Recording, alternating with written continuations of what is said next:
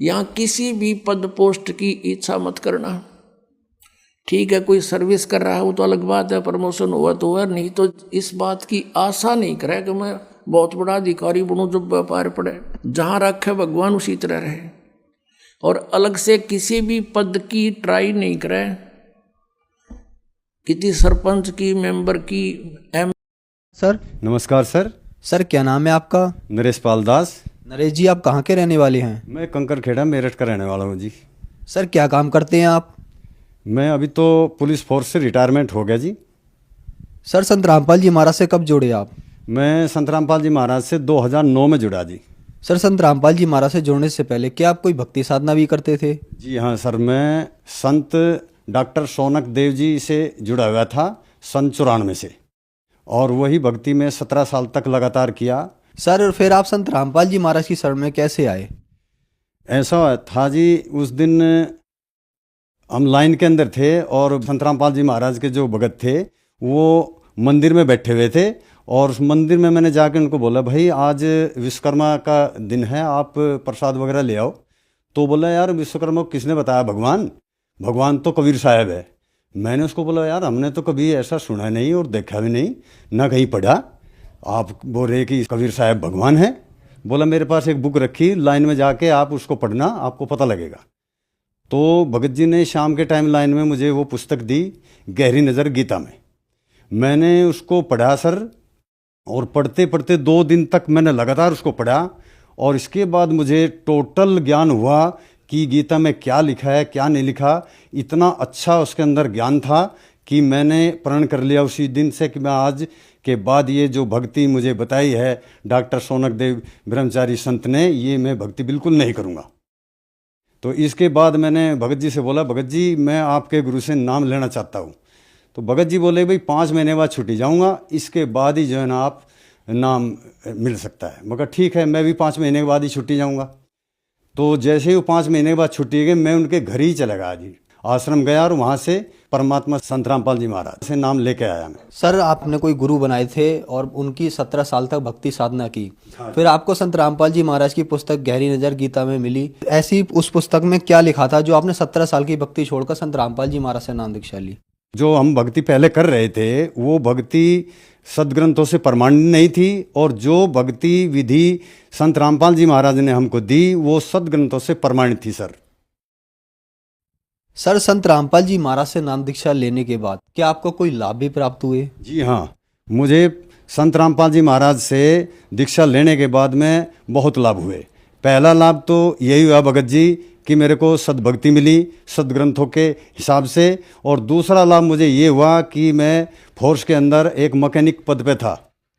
तो एक गाड़ी नई रेज हुई थी जिसके बारे में मुझे भी ज़्यादा जानकारी नहीं थी। 8 दिन तक परेशान होने के बाद में लास्ट में मैंने छत्तीसगढ़ के अंदर तंबू के अंदर बैठा हुआ था, मैं मालिक को याद किया, और संत रामपाल जी महाराज ने मुझे सारी चीज़ बताई ऐसे कि ये नहीं करो, ये करो, ये नहीं करो, ऐसे करो। और मैंने वही चीज़ जा करके सवेरे इस्तेमाल की गाड़ी के अंदर, तो मुझे वहीं पर फॉल्ट मिला, और तब मैंने संत रामपाल जी महाराज परमात्मा का पहली बार एहसास किया कि इस धरती पे कोई मालिक है जो अपने बच्चों के साथ हमेशा रहता है। दूसरा लाभ भगत जी मुझे ये मिला कि मेरठ में पोस्टिंग थी, तो घंटा घर पे जाके मेरी एक गाड़ी ख़राब हुई, और मैं दूसरी गाड़ी मंगवाने के लिए अपनी यूनिट में फ़ोन कर रहा था। तभी जो है एक 35-40 साल का एक मनुष्य वो मेरे पास आया, भीड़ में से निकल करके, हल्की हल्की दाढ़ी थी उसके चेहरे के ऊपर। तो मेरे को आके बोला भाई साहब क्या बात है? मैंने बोला भाई कुछ नहीं, ये गाड़ी ख़राब होगी लेकिन इसमें करंट भी सही आ रहा, पेट्रोल सही आ रहा, रिले भी इसका सही है, लेकिन पता नहीं यार ये क्यों स्टार्ट नहीं हो रही। बोला भाई साहब मैं देख सकता हूँ? मगर ठीक है भाई आप देख लो। तो जैसे ही उन्होंने खिड़की खोली, एक नज़र मेरी उसी के पास थी, एक जगह से मैं फ़ोन भी कर रहा था और एक नज़र उनके ऊपर थी मेरी। उन्होंने सिर्फ खिड़की खोली, और खिड़की खोलने के बाद मुझे मुस्कुराते हुए बोल के चले गए हाफ सेल्फ मारना, गाड़ी स्टार्ट हो जाएगी। और वो 10-15 गज दूर गए होंगे, भीड़ में जैसे ही विलुप्त हुए। इसके बाद मैंने खिड़की खोल के जैसे ही सेल्फ मारा, गाड़ी स्टार्ट हो गई। तब मुझे अचानक एहसास हुआ कि ये और कोई नहीं था, ये मालिक संत रामपाल जी महाराज थे। और मैंने उनको ढूंढने के लिए 10-15 कदम बहुत तेज़ी से दौड़ा, लेकिन परमात्मा वहाँ से अंतर्ध्यान हो गए। तीसरा लाभ ये मिला कि हमारी प्रॉपर्टी का एक मामला ऐसा फंसा हुआ था कि 10 साल से उसका कोई निराकरण हो ही नहीं रहा था। मैंने अपने घर वालों को भी, अपने भाइयों को भी, दोनों को बहुत समझाया, भाई ये जो ज़मीन है इसको बिक्री कर दो और हम अपनी जगह अलग अलग ले लेते हैं, लेकिन वो सुनने को तैयार नहीं थे। लास्ट में मैंने संत रामपाल जी महाराज से अरदास लगाई, हे मालिक आप ही जगत विधाता हो, आप ही परमात्मा हो मालिक, हे गुरुदेव आप ही इस समस्या का निराकरण करो, मेरे बस की तो बात है नहीं। तो 2 दिन के बाद जो भाई 31 साल से मेरे घर की देड़ी नहीं चढ़ा था, मेरे से कभी बोलता नहीं था, वही भाई मुझे रास्ते में मिला और बोला, भाई साहब राम राम। मैं कहा भाई राम राम। तो बोला भाई वो ज़मीन बेचनी है, और 4-5 दिन के अंदर वो ज़मीन भी बिक गई, सारा काम हो गया। ये मालिक संत रामपाल जी महाराज ने बहुत ही बड़ा सिरदर्द जो मेरे सिर पर था वो टाल दिया। चमत्कार तीसरा मेरे साथ ये हुआ सर कि मैं जब रिटायरमेंट हुआ, रिटायरमेंट के समय पे मुझे थोड़ा पैसा मिला था और मैंने एक प्लॉट खरीदने के लिए वो एडवांस में उसको एग्रीमेंट के लिए दे दिया था। लेकिन क्या हुआ कि समय पे पैसा न मिलने के कारण वो बोला भाई या तो आप बैनामा कर लो, नहीं तो ये पैसा मैं दूंगा नहीं। तो मैंने गुरुजी से प्रार्थना लगाई, हे मालिक, हे दाता, मैं तो लूट जाऊंगा, पिट जाऊंगा मालिक, मेरा पैसा आना चाहिए। तो साल भर हो गया, बहुत परेशान हो गया मालिक। तो इसके बाद परमात्मा ने मेरे को बोला, भाई आपका नाम खंड चल रहा है, आप नाम शुद्ध करा लो, आपका पैसा आ जाएगा। संत रामपाल जी महाराज ने मुझे ये आवाज़ दी। इसके बाद मैं नहा के और लड़के को बोला, मैं कहा भाई मेरा नाम शुद्ध कर दो। तो उन्होंने मेरी परीक्षा ही ली थी और 14 मैसेज उसी वक्त आए, मेरा 12 लाख रुपया उसी वक्त आ गया। परमात्मा ने सबसे बड़ा लाभ मुझे ये दिया, संत रामपाल जी महाराज ने। हमारी पत्नी का तो ऐसा है जी, परमात्मा संत रामपाल जी महाराज के जब मैं नाम लेके आया था तो इनको भी नाम लेने के लिए मैंने बोला, लेकिन ये टस से मस नहीं होती थी, ये 24 घंटे टीवी में घुसी रहती थी। मैंने इसको बहुत समझाया लेकिन ये नहीं मानी। और इसके बाद फिर इसके साथ हादसे शुरू हो गए और ये छत से गिर गई। छत से गिरने के बाद इसकी 3 जगह से रीढ़ की हड्डी फ्रैक्चर हो गई, सिर में फ्रैक्चर हो गई, ये उठ बैठ चल फिर नहीं सकती थी। मैं उस वक्त छत्तीसगढ़ में पोस्टेड था, वहाँ से मैं 2 महीने की छुट्टी लेके आया और डॉक्टर ने बोला जी इसको हिलना डुलना बिल्कुल मना है, इसको अगर उठाना है तो सिर के नीचे हाथ देकर उठाना पड़ेगा और लैट्रिन बाथरूम सब आपको करना पड़ेगा। मेरे सिर पर तो बड़ी मुसीबत आ गई। मैं तो ये सारा काम किया जी, घर में कोई करने वाला था नहीं। 2 महीने की छुट्टी से पहले ही मैं परमात्मा से रोज़ अरदास लगाता था, हे मालिक इसको ठीक कर दे। तो मालिक ने ठीक 1.5 महीने के अंदर ही अंदर उसको चारपाई से खड़ा किया, वो ठीक हो गई। इसके बाद मैं 2 महीने की छुट्टी लेकर फिर आया, फिर उसके साथ एक हादसा और हो गया। वो बाथरूम से चक्कर खा के गिर गए, उसका हाथ उतर गया। 2 महीने तक वो फिर खाट में पड़ी रही। इसके बाद मैं उसको बराबर बोलता रहा, आप संत रामपाल जी महाराज के शरण में आ जाइए, नाम लीजिए, भक्ति कर लो, लेकिन वो सुनती नहीं थी। तो इसके बाद में फिर एक ज्योतिष था जो हमारे लड़के का जानकार था, उसने बताया कि भाई तुम्हारी मम्मी की उम्र नहीं है, वो 2016 तक जो है ख़त्म हो जाएगी। मैंने उसना विश्वास नहीं किया ज्योतिषी के ऊपर, क्योंकि मैं तो परमात्मा से जुड़ा था, उसी मालिक से मैं अर्ज लगा सकता था। तो हमारी बहू हॉस्पिटल खाना लेके जा रही थी और रास्ते में जहाँ रेड लाइट होती है वहाँ उसने विक्की रोकी हुई थी। वहीं पर एक संत उनको मिले, उन्होंने भी वही बात उसको बता दी। तब जाके मेरा माथा ठनक गया। मैंने उस ज्योतिषी को अपने घर बुला लिया। मैंने बोला भाई आपने ऐसा कैसे बोल दिया डायरेक्ट कि आपकी जो पत्नी है ये 2016 में डेथ हो जाएगी इसकी। बोला जी मैं नहीं बोला, इसकी मस्ती की रेखा बता रही है। और बोला तुम्हें यकीन नहीं है तो बुलंदशहर में एक मेरे गुरुजी रहते हैं, वहाँ लेके जाओ। तो उसे बुलंदशहर लेके चला गया जी। बुलंदशहर में जाके वहाँ गांव के 50-60 आदमी और बैठे हुए थे।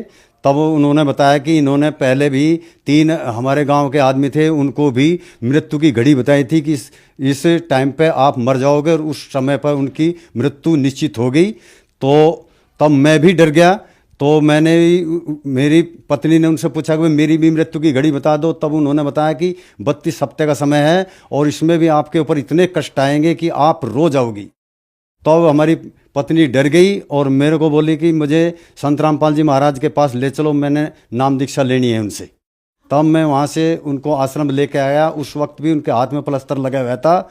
और फिर संत रामपाल जी महाराज के सामने जा कर के रोई कि पंडित ने मुझे ऐसे ऐसे बताया, गुरुजी मैं कैसे भक्ति करूँगी। तब गुरुजी ने उनको आशीर्वाद दिया कि मर्यादा में रह कर के भक्ति करना और तेरे कुछ नहीं होगा।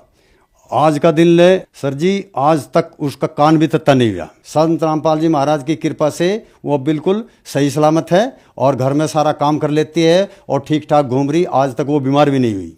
मेरे परिवार को संत रामपाल जी महाराज ने जीवन दान दिया। जब से संत रामपाल जी महाराज की शरण में आया हूँ सर, तब से मेरे घर में पूर्णतः शांति, सुखमय जीवन और बगैर किसी कष्ट के जीवन जी रहे हैं। बहुत ही आनंद आ रहा है, सद्भक्ति करने को मिल रही है और परमात्मा की दया से सब बहुत ही अच्छा जीवन व्यतीत कर रहे हैं। सर, आप एक अच्छे पढ़े लिखे इंसान हैं। आप फोर्स से मैकेनिकल इंजीनियर से रिटायर्ड हैं। कुछ लोग कहते हैं कि संत रामपाल जी महाराज से उनके अनुयायी अंधश्रद्धा के तहत जुड़ते हैं। क्या ये बात सही है कि आप भी संत रामपाल जी महाराज से अंधश्रद्धा के तहत जुड़े थे? जी नहीं सर जी, मैं अंधश्रद्धा भक्ति के तहत नहीं जुड़ा।